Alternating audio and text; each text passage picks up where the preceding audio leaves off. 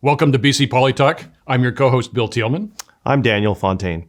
And today we've got Lisa Dominato, Vancouver City Councillor from the Nonpartisan Association, talking to us about city issues.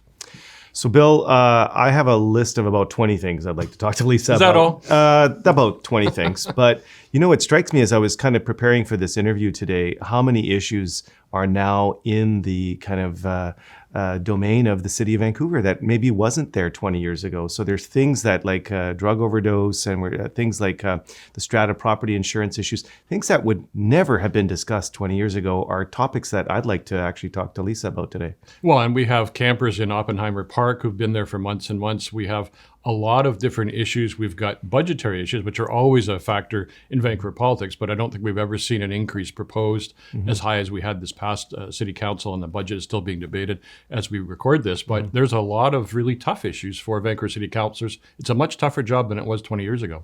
Well, I'd like to explore a little bit further around how implementing 7 or 8% property tax increases is in any way going to increase affordability in the city of Vancouver, which we all know based on every poll is one of the top 2 issues that people are concerned about. So I can't see how any city councillor can justify that, but I'll be interested to see. I know Lisa is obviously not in support of that type of an increase, but be interested to get her take on that. And both of us are involved in strata ownership, so we both have a really big issue, which I think is going to go on for a while, and that's the skyrocketing insurance for condominiums as a whole. And I'm also going to ask her the question of the fact that the mayor has already started, has announced he's running again, and he's actually starting to fundraise, and why so soon? And maybe she has a little bit of insight as to some of the backroom politics happening at City Hall that we're not aware of. Well, I want to ask her about what's going on with the NPA, which seems to be doing the opposite of getting ready for an election.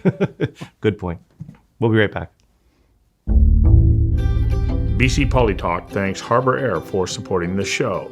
It's through sponsorship and viewer support that we get to produce this show.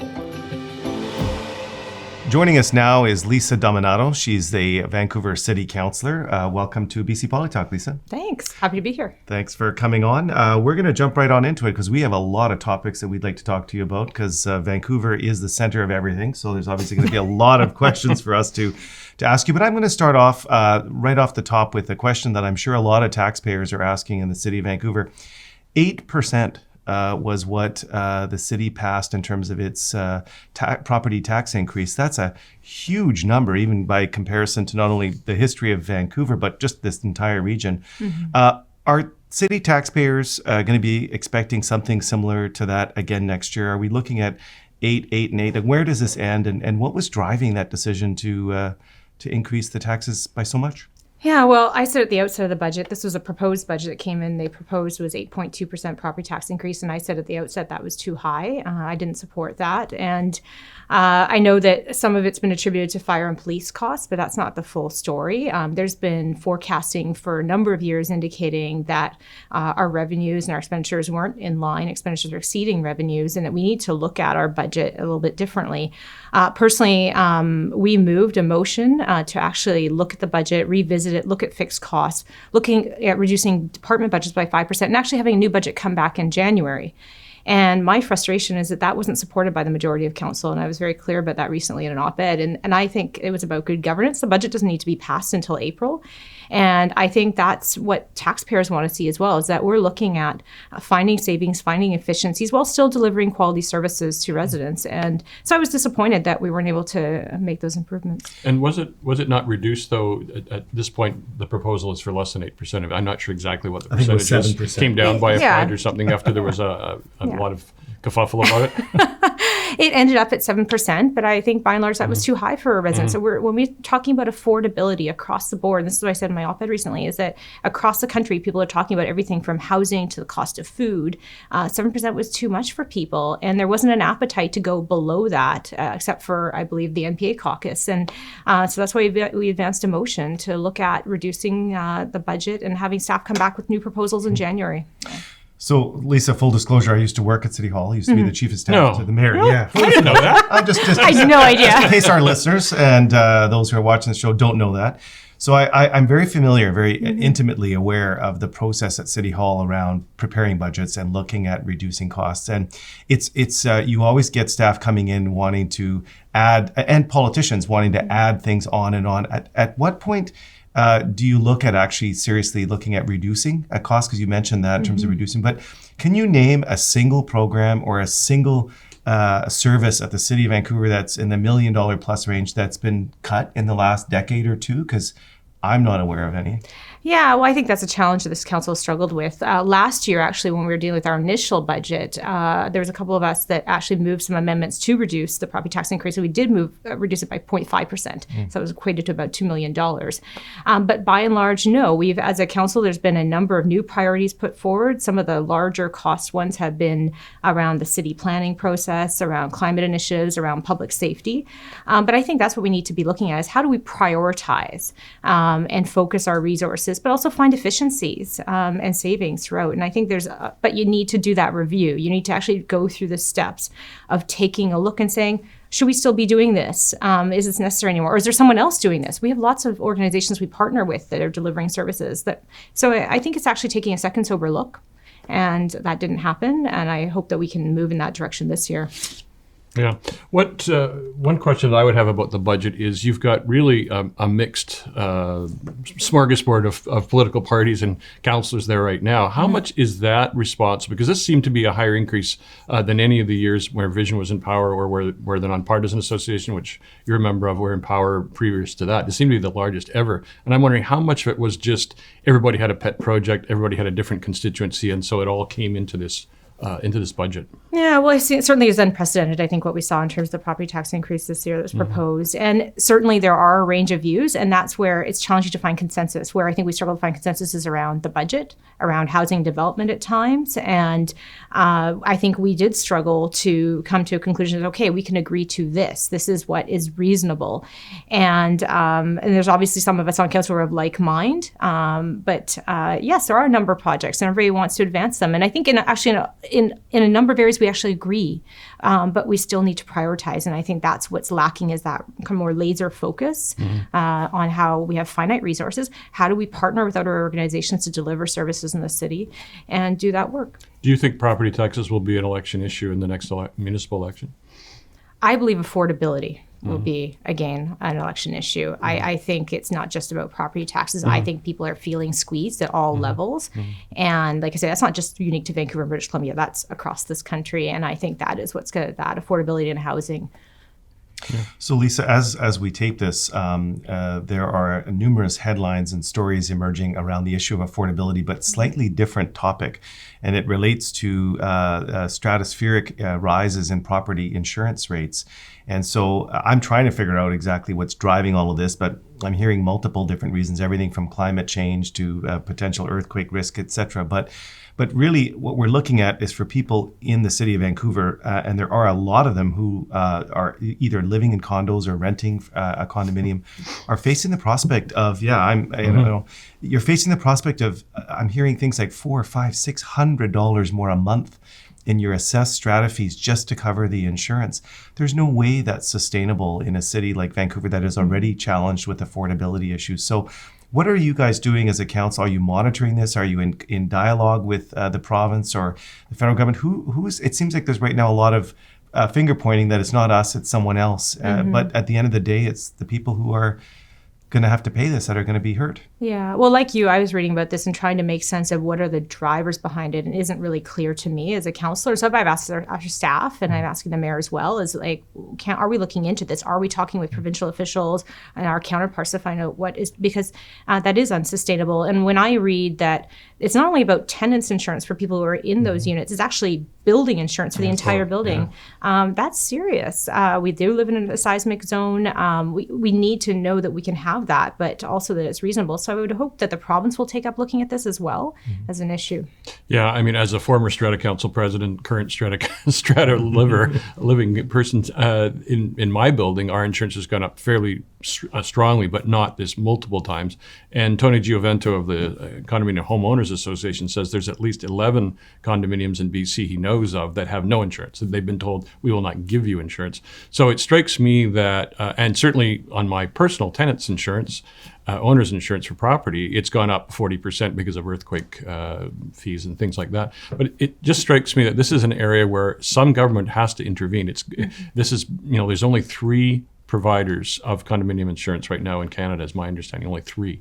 And there's not, so it's almost an oligopoly situation. And so I don't know what the answer is yet, but I certainly know it's going to have to take some kind of government intervention at some level. And I think Vancouver is kind of the fulcrum of the worst of it.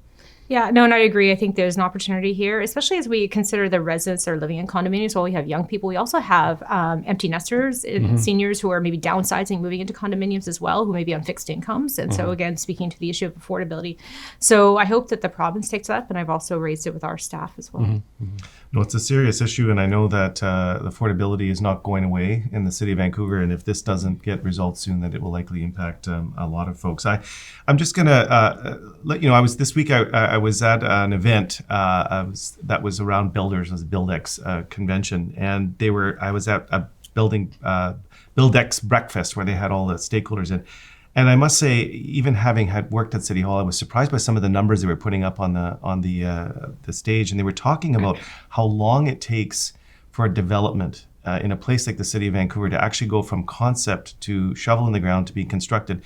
And one stat that jumped out at me, they said that it's now taking longer for the planning process and to get ready for shovels in the ground than it is to actually construct a building. Any thoughts on that, or is there anything happening at the city that can give some hope to people who are looking for affordable housing and looking to bring costs down to actually streamlining? Because that was an issue even when I was there, 15 years ago. So. Absolutely. At the forefront for us, I think all of council, we recognize there's a challenge there. I have met with everyone from homeowners over the last year to nonprofit developers to larger developers, and there's a common consensus around the timeframe of delivering the permits, getting the rezoning applications, getting the work done. One of the things I think holds promise is the city is doing a regulatory review to look at streamlining and clarifying the information that we have available, but that's not just going to cut it. We know we need to do more. We've just concluded a pilot called the SHORT program, which was around supportive housing and rental tenure. And it was specifically to look at how do we expedite processes, both from the very beginning inquiry stage right through to the end, around any developments that we're going to maximize housing for families on city-owned land or nonprofit-held land. And they've developed a process through that shortens the timelines down. So for me, what I want to know is, okay, so what's the outcome of that pilot? What did we learn? How do we adapt that to the rest of our developments? Because we have social housing, supportive housing projects that have been in the queue for like 7 years, and that's far too long. When we're talking about the dire need for this, and so that is something we're working on, and we've actually brought in a new staff person within the planning department who is actually looking at breaking down the silos between departments. That also holds things a silo breaker, now you have to bring someone in to break up the silos. But also, I mean, on the flip side, and for your comment on this, we also saw when the province said we want to do modular housing for people in dire straits who are homeless, things happened very, very quickly. Yes. And kudos to the province and the city and everybody involved, social housing, for doing that. So if we can do that, then where is the logjam? Because is it more regulation, or is it the fact, I think if I remember rightly, Mayor Kennedy Stewart had said that they'd hired more people in the development office itself, which gave some relief. But where is the logjam? In my view, some of it's around the regulatory pieces. We have conflicting regulations at times, and I think we need to ensure our staff are empowered to make decisions and to be able to flex and say, okay, what are our outcomes? What are the outcomes we're driving to, so that we're not focusing on serving the regulation and the policy, but we're serving the outcomes we've established. And so I think innovations like this, looking at our timelines and be able to do processes simultaneously, we can look at that. And that's what the SHORT program does, for instance, around development permits and building permits. But I think that's where it is. I don't think it's a lack of resources in terms of people. We've got some great people in there, but I think it's about the steps and how do we look at sort of the credentials of some of we've got some really well-known, established, both nonprofit developers and private developers who we've worked with. They've got credentialed people. So how do we give them some clearance? Okay, you've got a credentialed architect who signed off on this.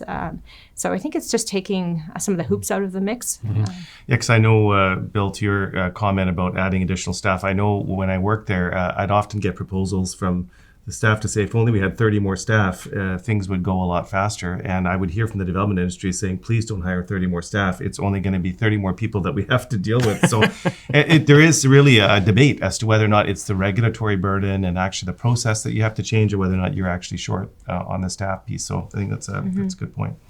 I wanted to ask you about one of the most difficult issues, I think, facing the City of Vancouver, not just today, but for the last several months, and that's Oppenheimer Park. There seems to have been, I drove by there the other day in the rain. It was such a sad, tragic sight there. Obviously, there are people who are at their last resort and intense. There's other people who are activists or agitators, perhaps. But this has gone on for months and months, and the park board seemed to have decided it didn't really want to do anything other than talk about it. To me, I suspect most residents, taxpayers of Vancouver would say, well, I don't care who deals with it, somebody deal with it. What would you suggest as a solution? Yeah, this has certainly been a challenging issue and it's not just a challenge facing Vancouver. If you look south of us in Oregon and California as well, facing similar issues in terms of high poverty, housing shortages. Personally, I'm very much of the view is that we need to find housing for people and develop housing that's going to meet those needs, but we also need to restore the park for park use because we have residents nearby who live in Strathcona, who live in that area, who can no longer use that park. They can't bring their children there. They can't enjoy the space. Now, housing was offered in August of last year, as you'll recall, and those people who accepted that housing did move out, but we do continue to have people there encamped there, and it is concerning. Personally, Councillor Wiebe and I brought forward a motion to council. It wasn't just simply about Oppenheimer, it's more broadly about we've got individuals who are homeless, who need supports, and I don't believe they're getting the wraparound supports. So some of it's about outreach. So a couple of things. One's the housing piece, and that's why I was speaking to the supportive housing. How do we move that more quickly? Because more quickly you can advance housing, more quickly you can move people into it and offer it. But also there's a lot of people who are either they're homeless or they're borderline homeless, and they're not getting adequate supports, whether in mental health, addictions, healthcare in general. We also were advocating that motion around supported employment programs to support individuals who need to build skills and seek some employment. But it has been a very challenging issue for us. My understanding is that Portland Society is now working to do some outreach within the park, and that they will be moving to get the remaining individuals there into housing as quickly as possible. And I do hope, and the park board is now leading that work. Lisa, sorry, Dan. I'm just going to follow up on that just briefly. Mayor Leonard Krog of Nanaimo really sort of took a leap that I think a lot of us have thought about, and I'd be interested in your views. And he just said there are people with mental health issues who really should not be left on the street. They should be given supportive housing and treatment, but they maybe not voluntarily. What did you think of Mayor Krog's position on that? Yeah, it's an interesting issue. I was chair of the Kettle Society, and the Kettle Society emerged from when Riverview closed. And I believe, and that was set up as a community support service and outreach, but it was never designed to be providing the high level of care that some individuals need. And so, and we have a shortage. We actually have only, I think, 100 beds in the entire province for people who are struggling with mental illness and addiction. And I think we need to be looking at more care options for people, as well as for people who want to leave addiction entirely. And we just don't have a lot of that available. And so I think we have people living on the streets who are really struggling and aren't getting the kind of supports they need. And is there a way to do outreach and provide that entryway into that support is what I would advocate for. So, Lisa, the park board is actually a creation of the City of Vancouver. It's not something that's mandated provincially. So it is there a creation as a result of the City of Vancouver itself. But I'm going to say something to you that might be a bit controversial and throw this out at you. But, if that protest were taking place in Dunbar or in Shaughnessy or in Kitsilano, I would dare say that protest would have been removed immediately. But because it's in an impoverished neighborhood, in a community, it's been let to go for months and months and months. And I've been watching the people who live in that community who have just as much of a right to have access to green space as somebody in Shaughnessy and Dunbar. And yet for some reason it's been it's okay, it's happening. People aren't maybe necessarily saying it's okay, but it's happening. What do you tell those people who want to have access to their park? They're watching the City of Vancouver pass it over to the park board and say, well, it's their jurisdiction, we're not going to do anything. Is there any plan or any hope that they would have that in the coming months, that come this spring, that they might actually get access to that park again? Well, that's my hope, and that was part of the motivation because I was very much of the view, and this is where Councillor Wiebe and I put forward a motion, is that we needed to lean in, not lean back. So I never supported the position of saying, well, this is just up to Park Board. I think we have a collective issue and it involves all levels of government. I firmly believe that. But there is a frustration. And I think you've had some MPA Park Board commissioners been very clear about trying to move towards an injunction to get people housing, but also to restore the park. That didn't happen because I think of the makeup of the Park Board and the views. And I recognize people are also trying to respect the community as well. I think they're trying to find a balance of this is a community of people. I'm not just talking about Oppenheimer. I'm talking about the entire downtown east side around Strathcona, and being sensitive to getting people the housing first. But my hope is that we will get that housing in place in the next couple months, and the park will be restored so that people can use it. But I appreciate it's been incredibly frustrating for both the neighboring community and more at large. But I think it actually signals and speaks to much greater systemic issues that we have, and why I just recently asked Minister Simpson if the provincial government was looking at, I'd heard that they might be looking at some sort of task force or some other, because I actually don't think we can deal with all of these issues on our own as a city, because there's so many other things tied into shelter rates, welfare, employment, healthcare supports. And so I'm hoping that they will help and work with us as a city. Well, as we discuss all these questions, I'm glad I'm not a city councillor. I have to be perfectly honest, because they're really tough questions. And I unfortunately have another one. We've recently seen blockades, which included closing Broadway in Maine, shutting down the West Coast Express and other things, but some of them clearly in Vancouver at Granville Street Bridge by protesters. And in this case, it was around Indigenous issues. In other cases, we've seen it before. What do you think, as a city council, the role of the Vancouver Police Department should be, and how much? I'm not someone who wants to see our governments telling police what to do at any level, on the one hand. On the other hand, as a commuter, as a driver, as someone who watched people who were blind and disabled not able to get across the city through no fault of their own, it infuriated me at the same time. So how do you strike a balance? And what do you think? Do you think the VPD has the right balance? It's a really tough issue, as you can imagine, because I personally support free speech. I support the right to protest, but I also, here on balance, what you're saying is that you've also got citizens who have the right to get to work, to get home, to support their families, to get around every day. I think that the police in Vancouver, I'll speak to Vancouver only, have acted within what they believe is their authority in terms of addressing sort of peaceful demonstration, but has it been disruptive? Certainly, we saw that at Cambie and Broadway. We've seen it on the Granville Street Bridge. We've seen it with the West Coast Express, and so we don't give direction specifically to the police or the police board as a council, but it is certainly a challenging issue, is to find that balance between you're entitled absolutely to protest and to speak your voice and your truth. But then how do we balance that with, as well as continuing to, as a civil society, and to allow people to move around? And I don't necessarily have the answer, to be perfectly frank, on that. Do you worry that these protests, in particular the most recent ones, are going to cause a backlash against reconciliation? Because it's certainly something that I'm concerned about. I could see that. I can see how there might be. And I think I'd be troubled by that, because I think a lot of work has been done. And around reconciliation, I know we have, as a city, a very close relationship, working relationship with the Musqueam, Squamish, and Tsleil-Waututh, and I'm incredibly proud of that work. So I hope that is not the case, because frankly, there are many, many wrongs that we committed as a country to First Nations people. And so I do hope that is not the case. But it is challenging, and I don't really have an answer or a solution around what we're grappling with today in terms of different perspectives on an issue that's nationwide. Exactly. So, Lisa, before we let you go today, we have to talk about politics at City Hall. No, even though you're no, this is bcpoli talk. We don't talk about politics here. We don't talk politics. We're going to talk about politics. And so I would like to talk to you a little bit about politics. I know Bill might want to skirt this one, but Mayor Kennedy Stewart has announced already that he's running for re-election. He's cranking up the fundraising machine, as I understand it. He's raking in a lot of dollars, getting ready for the next election. What's driving the mayor to go out so early?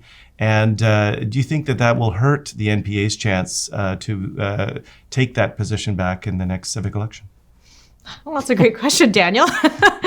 Well, I think he's came out. I think that the mayor's come out early to signal that to his supporters and to build that support and keep the momentum up. I think that he feels he has an opportunity to drive some change. He's been very clear about his priorities around the city.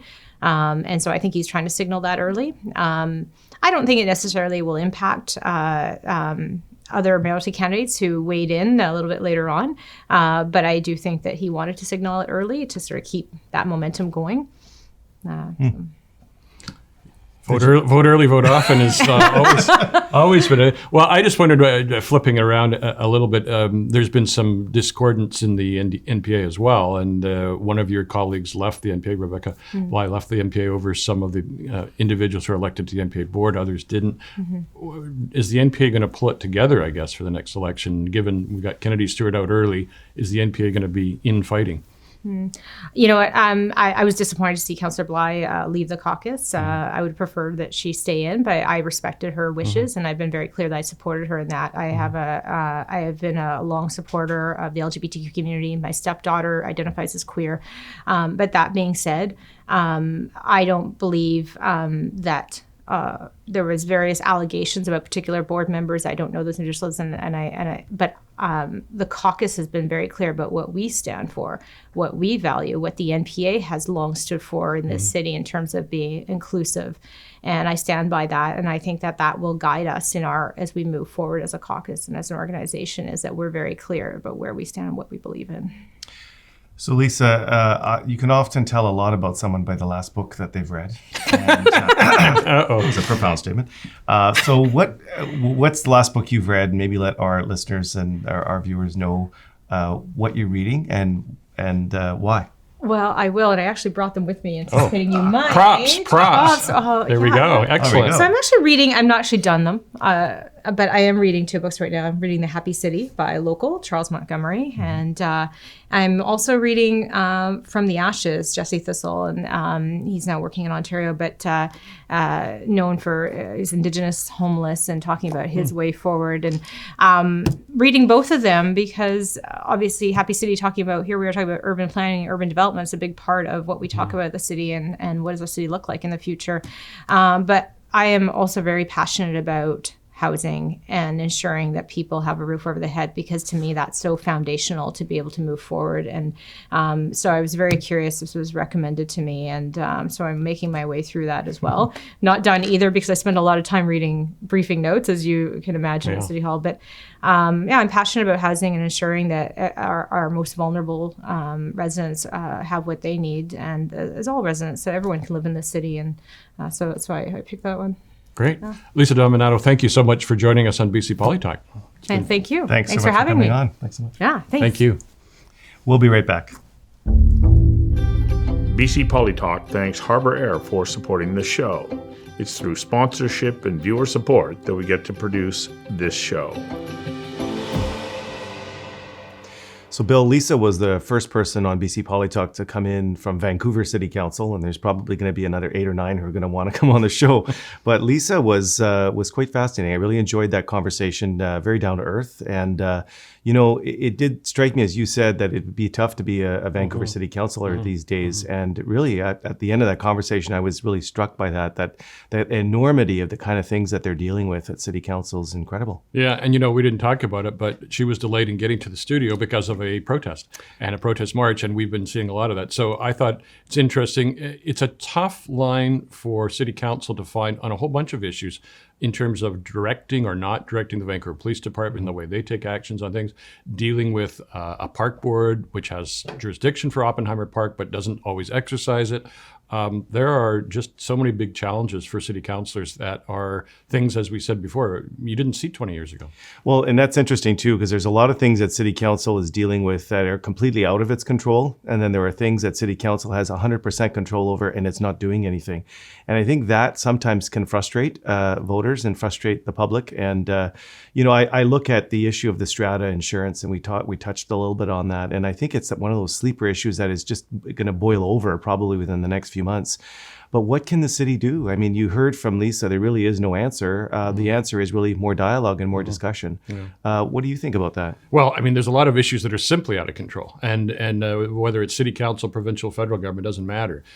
So there's a lot of things like that. Insurance for strata condominiums is one of those things where I believe that, and somewhat ironically, it is one of those solutions that can only come from government, that it has to come from government and not from the private industry, because the industry is kind of saying, not us, nothing much we can do. You cannot have large numbers of strata condominiums without any insurance going forward, or with absolutely outrageous extortionate levels of insurance, and expect people to just accept that. It's not going to happen. Yeah, I'm sure that'll be a topic for our next provincial guest that we get on the show, but I can't help but imagine that there's a lot of discussions going on in Victoria right now about what is possible. For me, the final takeaway was around just her response to Mayor Kennedy beginning his... Kennedy Stewart. Kennedy Stewart, his quest for becoming the next mayor of Vancouver again. And I think that it's quite smart for him to get out there early. He's basically... in many ways, killed off any opponents on the center left who might kind of want to challenge him. And he's also sent the message out to the NPA that I've started. And so Lisa's reaction to my question was... Are you telling me I have no chance now? Bill, I'd be more than willing to be your campaign manager. And of all the jobs, you've been a chief of staff to a mayor. Of all the jobs in politics, I think Mayor of Vancouver is one that I don't aspire to in the least. But I do think it is interesting. And the NPA, of course, has known that on the left, with vision for 10 years in power under Mayor Gregor Robertson, they didn't start in September for a November election. They always were working at this all the time. Yes. And I had kind of thought the NPA would be doing that. And instead, there's infighting and intrigue going on with the election of a board where one of the NPA councillors, Rebecca Bly, quit. So there's a lot of challenges for the right-hand side of the political fence in Vancouver to get its act together. Fortunately for them, I guess, there's a bit of time. Well, it's been another great week. Really enjoyed having Lisa on. We'll talk to you soon. And remember, you can find everything at our website, bcpolitalk.ca. You can also chase us down on Spotify and iTunes for podcasts. You can find us on Vimeo. You can also follow us on Twitter and Facebook and find links there. You can go to YouTube and see the show.